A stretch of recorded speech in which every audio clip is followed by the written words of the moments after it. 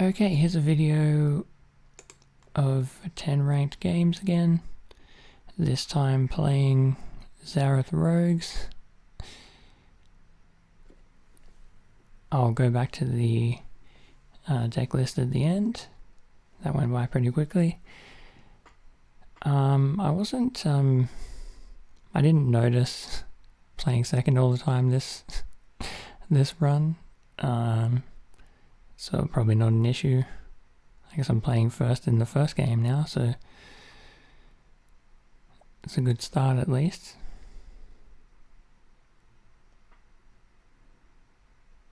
So the Brazen Borrower, I didn't even have these in the deck initially,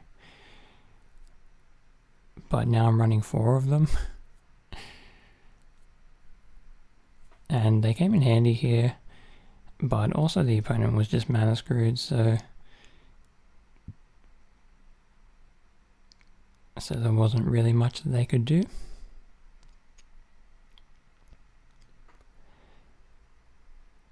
Not the most exciting game when your opponent's mana screwed and you're playing first with a decent draw. I even had the Drown in the lock for this Shatter the Sky. Although if I didn't have Drown then, that would have been pretty good for them.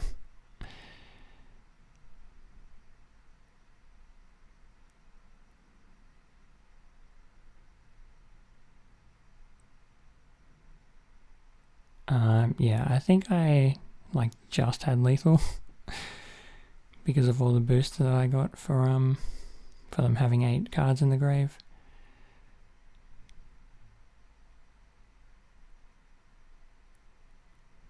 I played against mono white a ton, and usually this deck is really good against mono white, but I feel like I was just drawing really badly all the time.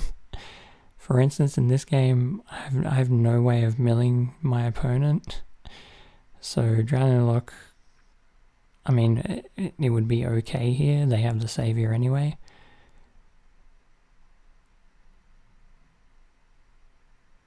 But yeah, Drown in the Lock doesn't do much of anything when your opponent doesn't have any graveyard. Pretty happy that they didn't attack me then, because I had nothing on my turn. They probably could have killed me a lot sooner. But yeah,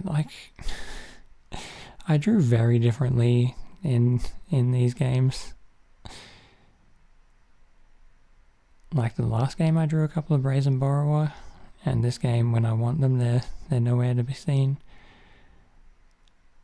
Also, I didn't draw, Lofty Denial would have probably been good, but instead I drew Drown in the Lock without any of my mill.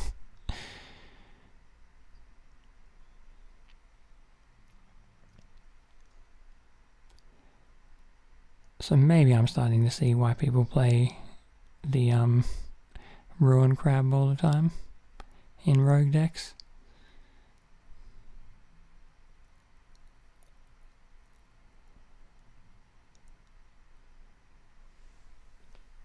I could have used the Drown at a different time, but it turned out better, I think, using them now.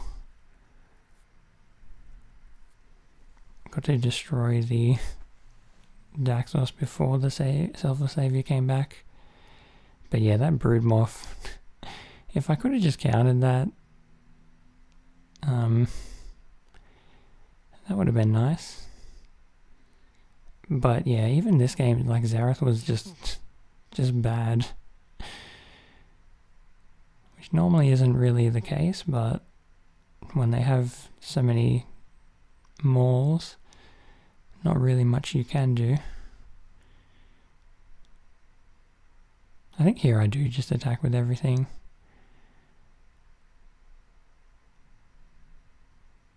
Hoping that one of my rogues would get through. They didn't, but I could, since they didn't kill Lurrus, I can just get the Enforcer back anyway. And then I can call back the Scavenger and it will have Menace. So I was maybe thinking maybe I had a chance here. but then pretty much just off the top of the deck they draw, I'm guessing, the best card they could have drawn in Lurrus there.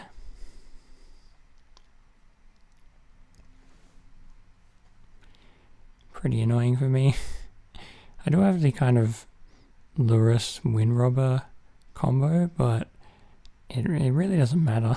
Even if I can draw 2 cards every turn, I think I still just lose this game. Because they have Lurrus and every turn they can get something back. And there's plenty in their grave to get back.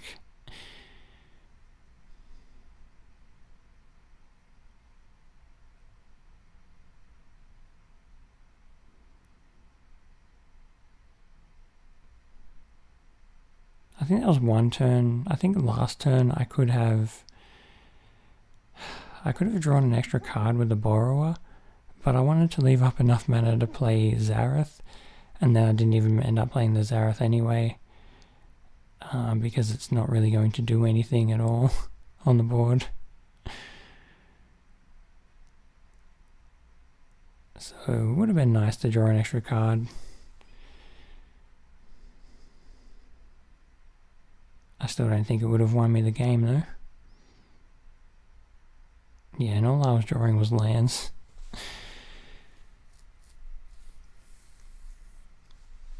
I just Aghanim Awakening for 1 here, just so that I can draw a card.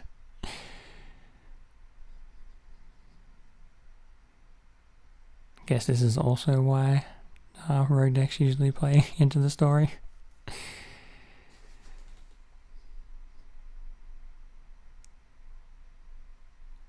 And yeah, they just kept on drawing cards that whole game. Not much I could do about it.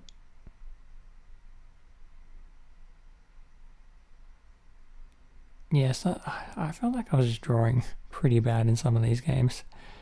I feel like I didn't make too many mistakes this whole run. I mean, there were a few, but mostly my draws were just quite bad, especially you'll see in this game.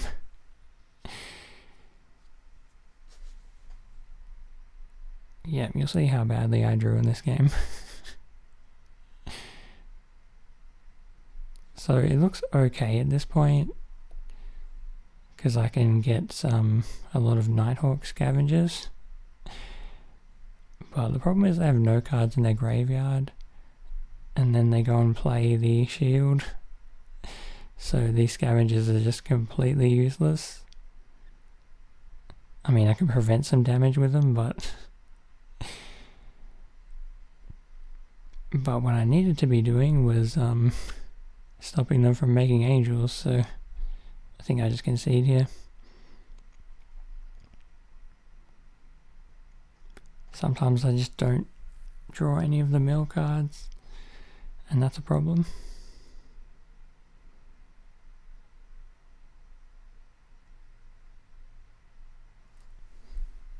Other times I just wasn't drawing any counter spells, so it was a bit of a mix.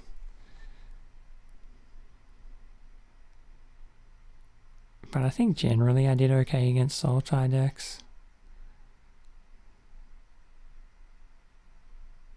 At least I don't think I let any resolve an ultimatum against me.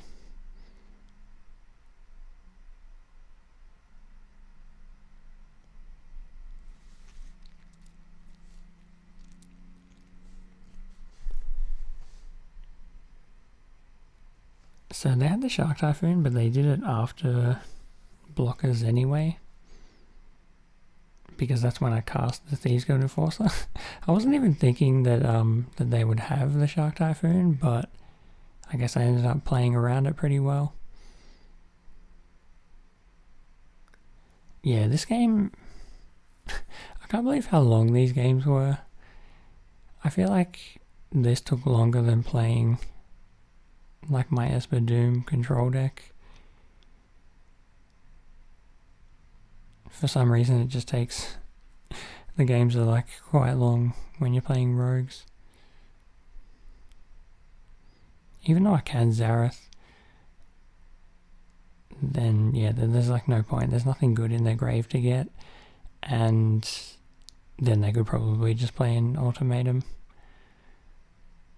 So they go for binding. I really didn't care about that when I can just sacrifice wind robbers. I want to draw cards anyway. Even though I could have played the Thought Thief pre-combat to get in 1 more damage and a couple of mill, I wanted to have 2 counter spells up just in case they had a mystical dispute.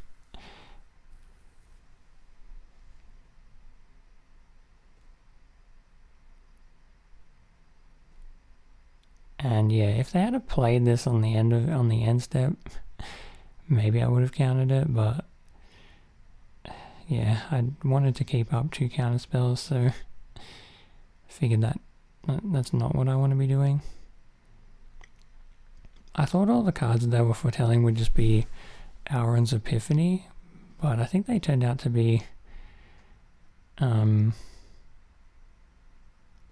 those draw card spells instead.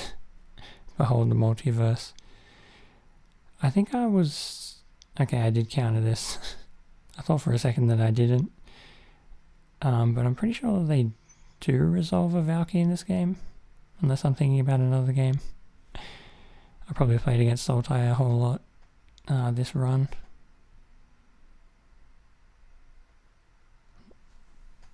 The last time it was mono red the whole time, but now Sultai. I'm counting their lands to see if they could do 2 Auron's Epiphanies.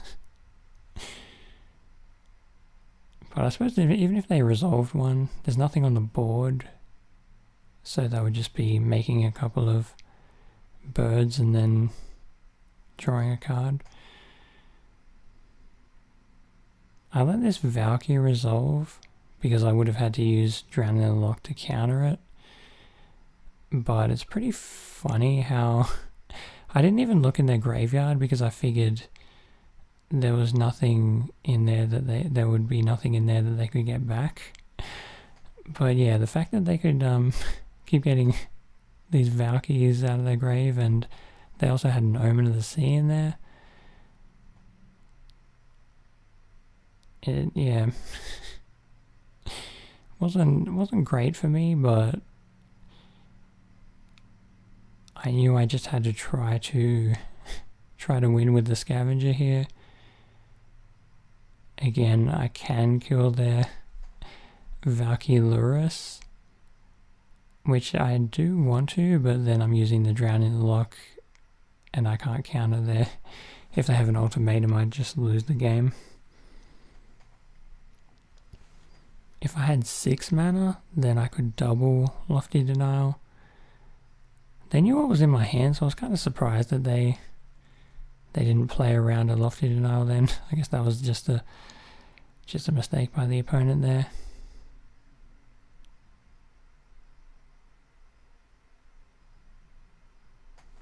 But yeah, they had a lot of these Behold the Multiverse. I was expecting all their foretell cards to be Auron's Epiphany, but turns out it was mostly just Behold, and every Behold I just let go, even though I could counter them.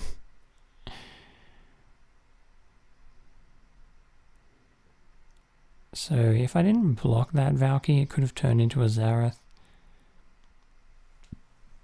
And then that could have got a creature to block my Scavenger, and I didn't want that.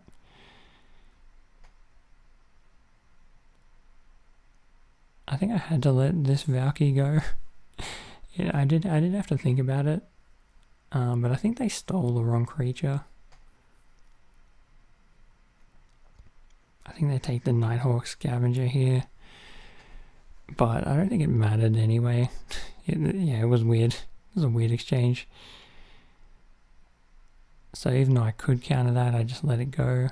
I didn't even realize at the time that the Valkyrie's legendary, so it would kill the other one.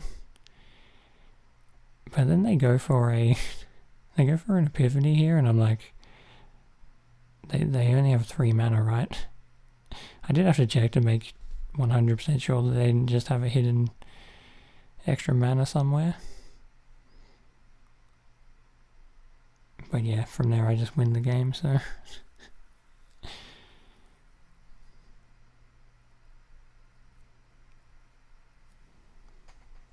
But yeah, it was a close one. And here's mono red. And I'm playing second, of course. Of course it's mono red when I'm playing second. Yeah, I'm pretty sure this game was like really annoying. The fact that they got Lurrus, I was like, why? Why did they have to hit Lurrus? Just hit anything else, please. I don't think I played this game right. I'm guessing I wasn't supposed to block then. But also, I didn't realize at the time that I could have just countered the Lurrus, I think. Or could I? It depends if they had enough cards in their grave. Yeah, I don't know. Don't know how many cards they had in their grave. So maybe I couldn't have countered Lurrus.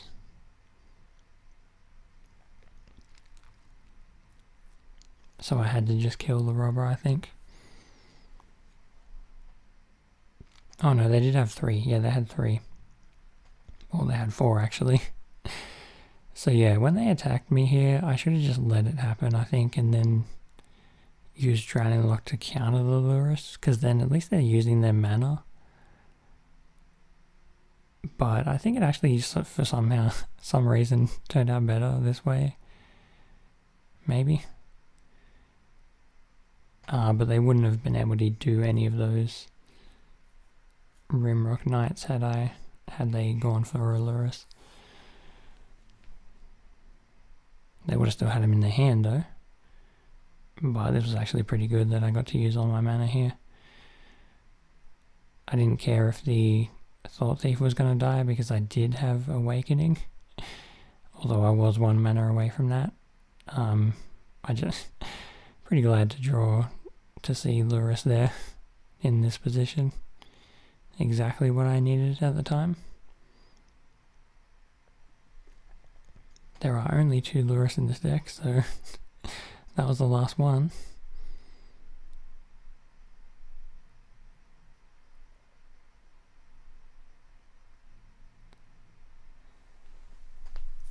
Another card that I recently put in was the Triome. I'm playing 2 of those Triomes. I just took out an island and a mountain for them.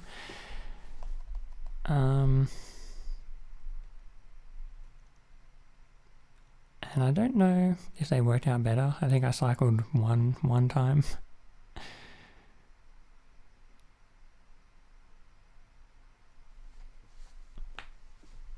But I suppose it does help, especially when you have like a triple black card like Agadeem's Awakening.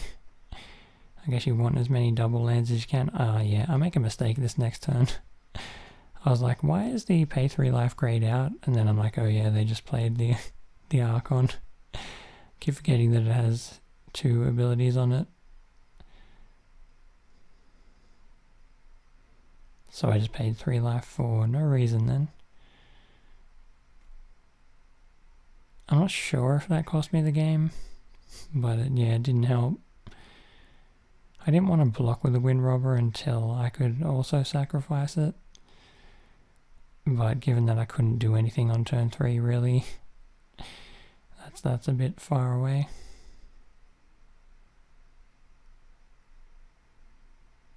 And here I knew the Fabled Passage was going to come into play tapped. I couldn't use the mana anyway, but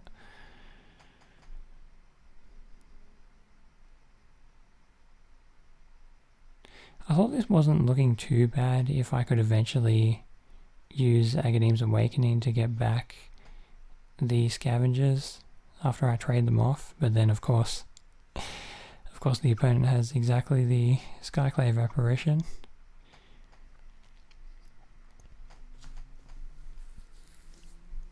Probably the best card they could have there.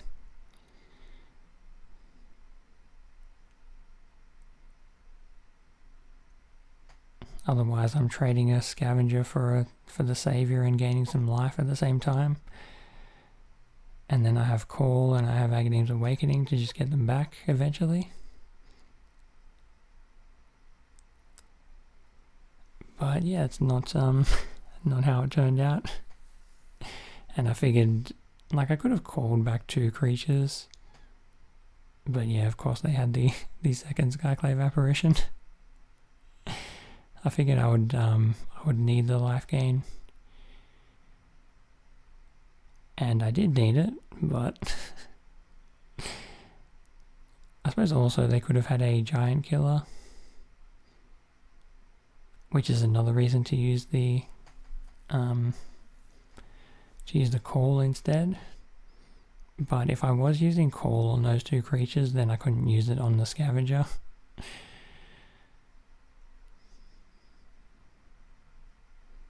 And this is another game where I have Drown in the Loch, but and then I draw another Drown in the Loch,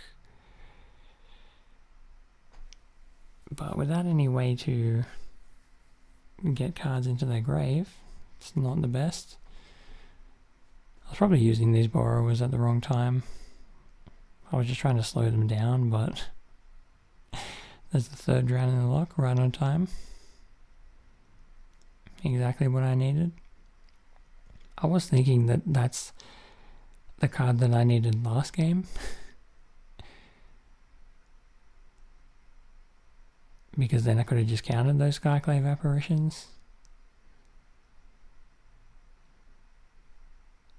And probably won. Also Brazen Borrower would have been nice. But then I draw them all this game when they don't really do anything. Can't counter that because I don't have a flying creature.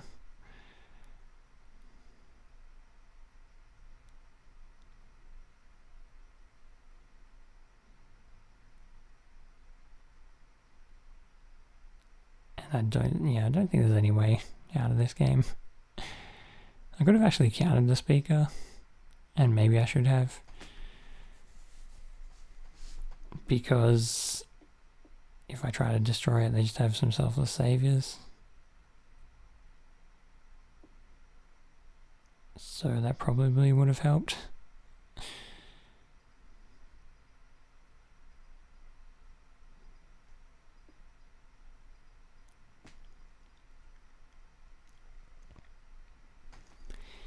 But if I do counter it, they can just keep hitting me with the Aspirant anyway.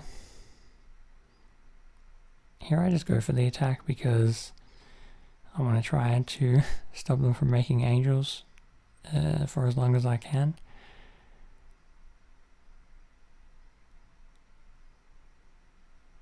But the fact that the speaker has vigilance is a huge problem.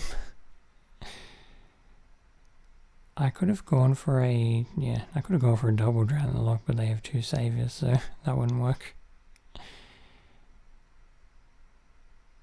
But yeah, having to trade these drowns for saviors is pretty bad for me.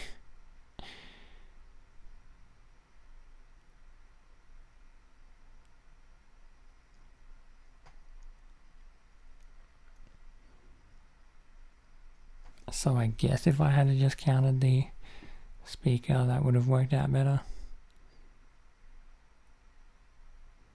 I think actually at the time what I was thinking is I can just kill it with Drown in the Loch. Later realizing, oh yeah, they just have 2 Selfless Savior on the board, don't they?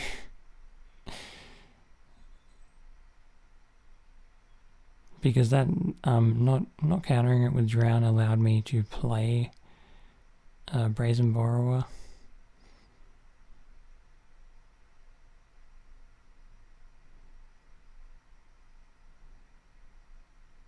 And here I kind of just have to go for the double Drown.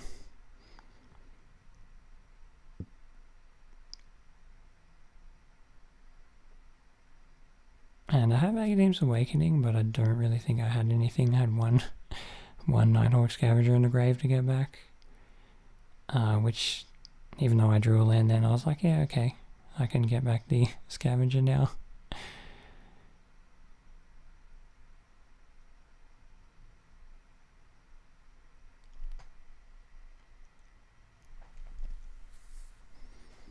So my plan was to just jump with the Brazen Borrower, and then I can attack with the Scavenger, but then I'm still dead to 5 damage.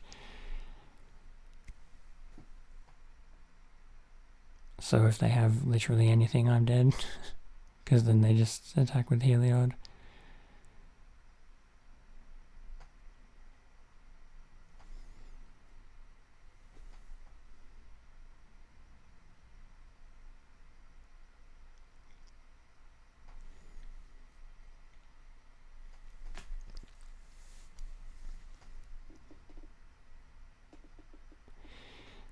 So I was, given that I was playing second here and I knew that I was against a Hateful Eidolon deck that I was assuming had a ton of removal in it, I was like, I thought this game was already over before it even started.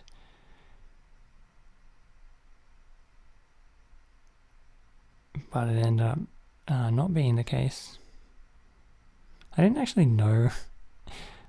I was actually thinking about what is the best land to get with the Fabled Passage, because I was thinking, well, whichever one I get, I'm more likely to draw the other one later. So I ended up going with Swamp so that I could play the Pathway on blue, because I'm like, I'm going to have 2 blacks and a blue, and I would rather draw a blue after that. Just in case I draw a double blue card like a Brazen Borrower.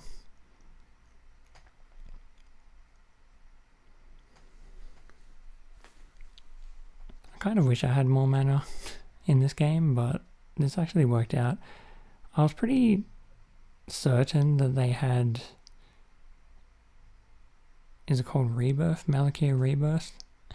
The whole game, so I was just playing around that basically the entire game. So I just never wanted to kill their Archfiend's Vessel because I didn't want them to have 5/5 flyers. And if they had no flying creatures, then I can just kill them with the scavengers. So that game plan actually worked out. I never had the option to have 2 blue. It would have been nice to be able to play the Wind Robber then, because I would have still had Drowning Lock, but I think the game's just over at this point. I don't know why they attack with the Eidolon there.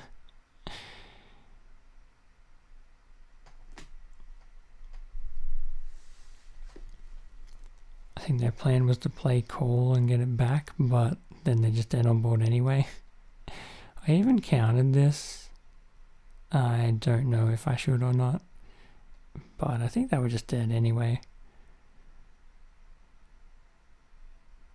And yeah, there's the Malakir Rebirth land. It's a modal land, so that's what they played.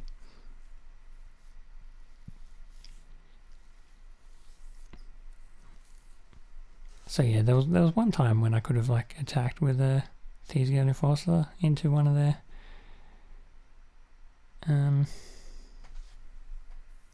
their 1/1s that come back as 5/5 flyers. But I'm glad I played around that card. This was just weird. I didn't know what to do with my turn 1 here.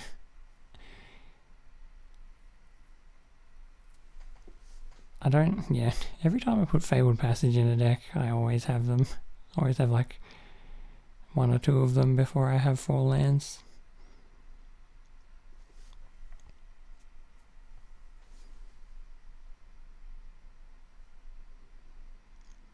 I have no idea what the opponent had here. They were playing Sultai. Maybe they were stuck on lands, I don't know. Or maybe they just didn't want to. Yeah, maybe all they had was I don't know, a binding or something, which they couldn't play until turn 4.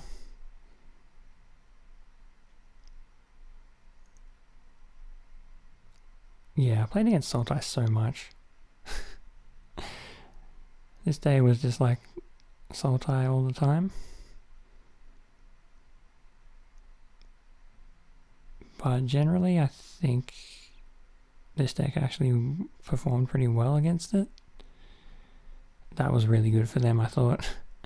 The fact that they could, if they had just cultivated on turn 3, that would have been like a totally different scenario there, but they had the Mystical Dispute and the Heartless Act there.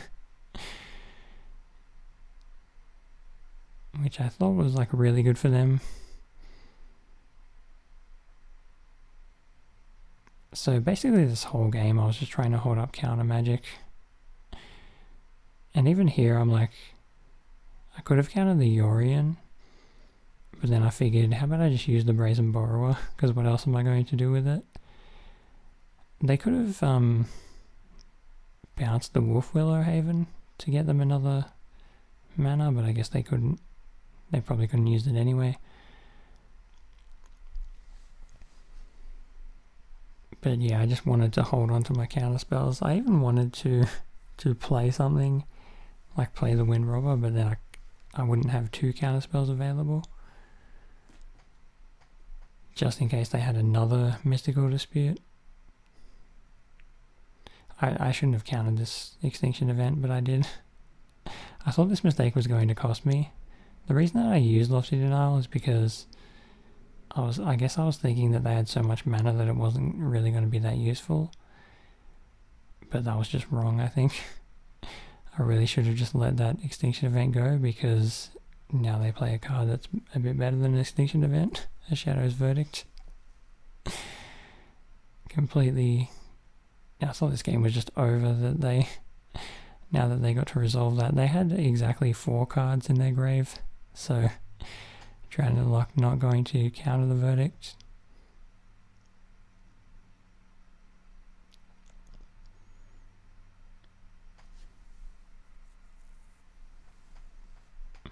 This whole time I'm just like, I just need them to have more cards in their grave if I'm ever going to counter an ultimatum. Which is why I was trying to use my counters more. But carrying that Extinction Event was just straight up wrong, I think. Don't know why I did that. Didn't really think it through, I guess.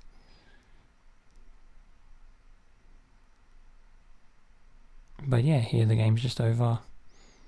They're out of things to do because I countered their Yorion. And I had the, pause, okay.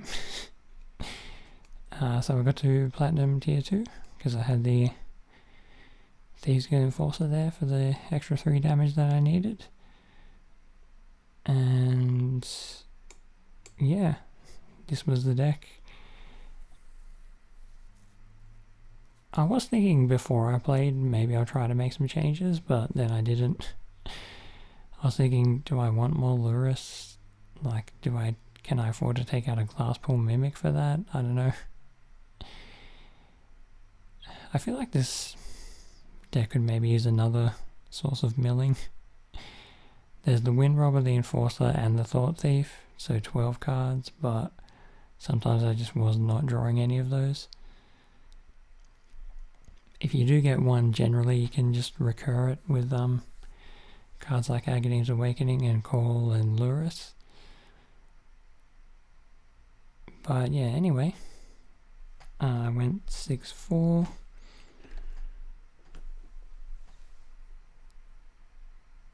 So yeah, that's with Zareth Rogue. So that's going to be it for this video. I guess I'll try another deck for the next one. And yeah, I've only really been posting these if I get more than 5 wins. So yeah, so thanks for watching. Bye.